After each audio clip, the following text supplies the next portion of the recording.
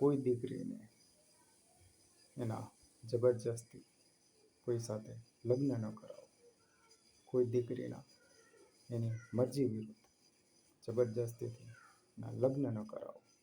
તમારી ઇજ્જત તો બચી જશે, પણ એ દીકરીની આખી જિંદગી બરબાદ થઈ જશે. આ જ કડવું સત્ય છે. અમુક મા બાપ જે પોતાની દીકરીની જિંદગી બગાડવામાં અવ્વલ હોય છે, આવા દરેક મા બાપને મારી નમ્ર વિનંતી છે, પોતાની દીકરીનું સુખ જુઓ, ના કે રૂપિયા, ના કે પૈસા.